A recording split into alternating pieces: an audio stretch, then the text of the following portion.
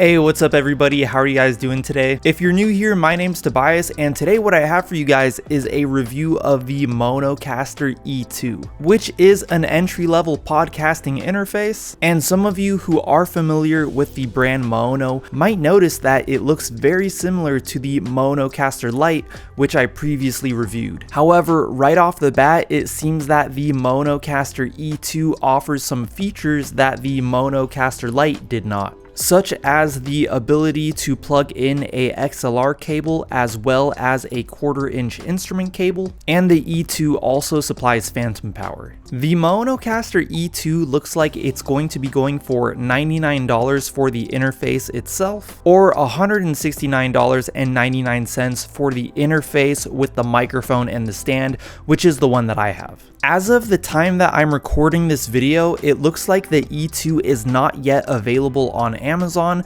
and when I go to the Maono website, it says sold out, but I'll add the purchase links down in the description below as soon as they are available. And Maono actually sent me the E2 for free so that I could test it out. And in this video, I'll show you guys a quick unboxing, then I'll explain what everything does on the E2, I'll give you a demonstration, and in the end, I'll give you guys my final review. And if you do like this video, or if it helps you out, I would really appreciate it if you went down there and gave this video a like. That would help me out so much. And if you would like to see more videos by me in the future, make sure to go down there and hit that subscribe button and also that bell notifications button. And let's go ahead and get started with the unboxing.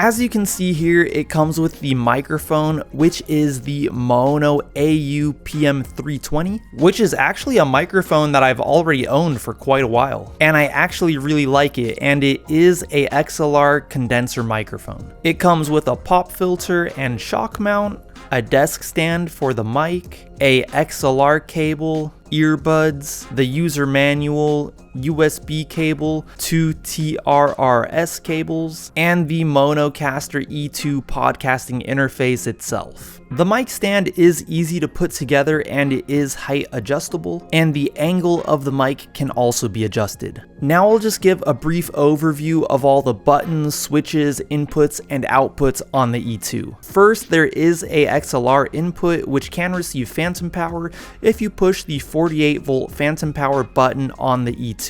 There's also a 1/4-inch instrument cable input as well as a 3.5mm TRS mic input. There's also a aux input which you can plug your smartphone into to play music. Then there's a speaker monitor output on the back as well as 2 headphone jack outputs on the front of the E2. Then there are 2 live outputs on the back that output reverb mic audio to your smartphone or tablet. And you can use these outputs for your streaming services. I don't do any streaming, so I tested this feature out by recording some audio with reverb to a video on my iPhone. Then there is a USB-C port which allows the E2 to connect to your computer so that you can record or do whatever you're doing with it. The USB-C port next to this one is used for charging. And when you take the E2 out of the box, the instructions actually tell you to fully charge the E2 before the first time you use it. The battery life will be indicated at the top right of the E2.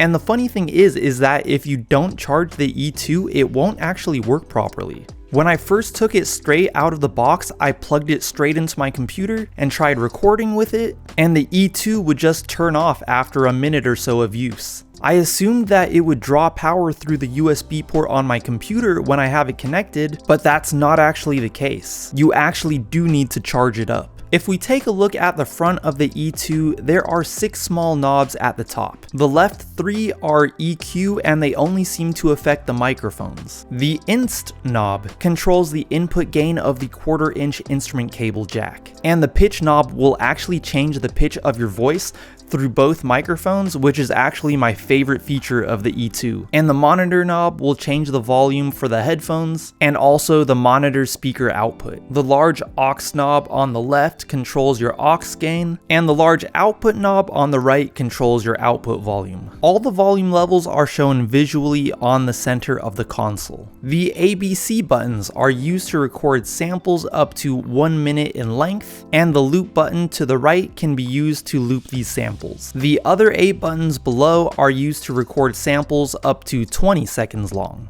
On the bottom left of the Maonocaster E2 is the 48 volt phantom power button, which if pressed supplies phantom power to the XLR input on the E2. The fader above it will control the input gain of that microphone. The fader to the right of that will control the input gain of the other mic input. And the BT button below that can be pressed for 2 seconds to unpair any device that might be paired with the E2 via Bluetooth. To pair a device via Bluetooth, you just go into your Bluetooth settings on your smartphone and click on the Maonocaster E2. Once you are connected, the flashing Bluetooth light on the top right of the E2 will stop flashing. You can control the volume of your Bluetooth device with the large aux knob on the left-hand side. On the right hand side of the E2, there are 3 knobs. The pad volume is used to control the volume of the programmable sample pads on the middle of the E2. The depth and the decay time knobs are used to manipulate the 5 reverb presets, which you can switch through by pressing the reverb presets button. To the right of that is the sidechain button. If you push this button and you have music playing while you are talking,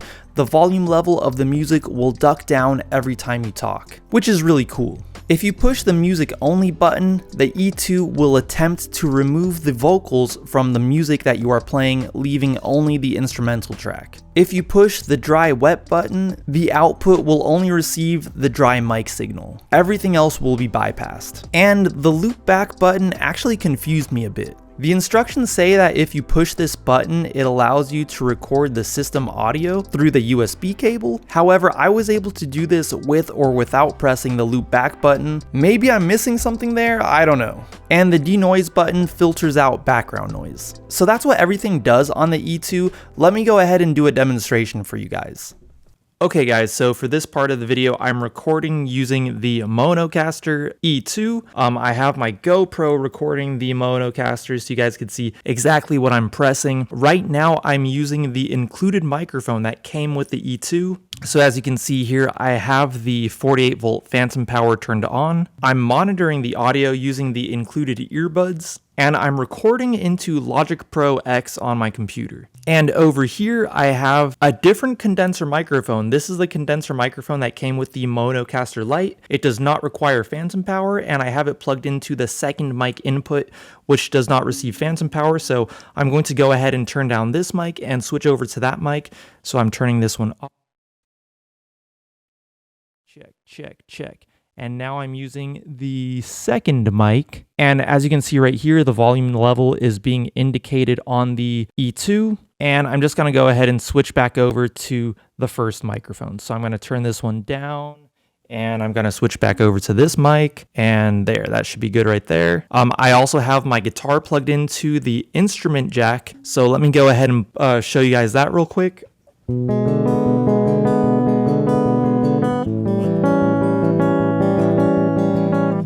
So you can see that that works. One thing I forgot to mention is that there is also an auto-tune setting on the Maonocaster E2. You can turn on the auto-tune setting and it automatically turns on the reverb. So I'm going to go ahead and turn the reverb off. And then you can hear how my voice is in auto-tune. And I'm in the key of A major right here. It's indicated right there. And if you want to switch keys, all you do is you tap the auto-tune button and it will switch through the different keys. So now I'm in the key of D flat major. And then if you want to turn it off, you just hold that button. And now we're, just talking like normal again. I'll go ahead and show you guys the reverb settings really quick. So right now I'm not using any reverb, and I'll just switch through them really quick by pressing this button. Let's make sure that I'm okay. I'll go ahead and just turn the reverb like all the way up, the depth and the decay time. And I'll just go ahead and switch through all the different settings. This is the church setting. This is the hall setting. This is the valley setting. This is the room setting. And this setting is no reverb at all. While I'm messing around with audio effects, let me just go ahead and show you guys the pitch knob. So this is the pitch knob up here, and watch how it changes the pitch of my voice. It's so cool. I love this setting. It sounds so funny. And then I can go all the way down low. Look at how low I'm talking. Go ahead and switch that back to the middle, and this is my normal voice again. These are the EQ knobs right here. As you can see, they affect the EQ of my voice. This right here is the denoise button. Watch what happens when I press that. So as you can hear, there is like absolutely no background noise now. There's a pretty aggressive noise gate that is activated when you press this button. So I'll go ahead and turn it off. And now you could probably hear some of that background noise. Let me go ahead and show you guys what it's like when I play some music on my phone. Alright, so you guys should be able to hear that. And I can control the volume of the music with the aux knob over here. So I can have it loud, or I can have it very in the background. And then if I press this button over here, where is it? Sidechain. If I hit the sidechain button, it's going to make the volume of the music duck down every time I talk. So watch this. So the music's up. Sidechain is now on. You'll notice that whenever I talk, the volume of the music will go down, and then when I stop talking, it'll go back up. Yeah, so that's a pretty cool setting. Dry and wet. So for example, if I turn on the reverb, and I'll just turn up the reverb all the way, and then I turn on the music all the way, or not all the way, but I just turn it up. When I hit the dry wet setting, the output will only receive the dry signal from my microphone. Next, I'll show you guys how to record a sample. So say I want to record a sample with my voice. So I can press any of these sample pads for 3 seconds, and then it'll slow blink, and then I press it again when I want it to stop recording. So here we go. Here I am recording a sample. Here I am recording a sample. And then with this pad volume over here, I can change the volume of that sample. Here I am recording a sample. Here I am recording a sample. The only complaint I have about that is, for whatever reason, the volume level of the samples is very low. I don't know how to make those louder. Even with the pad volume all the way up, it's still kind of quiet. And then of course this over here is the output volume. This is what's getting recorded into my computer. Oh, I guess I could show you the music only setting. So let's go ahead and put this back on.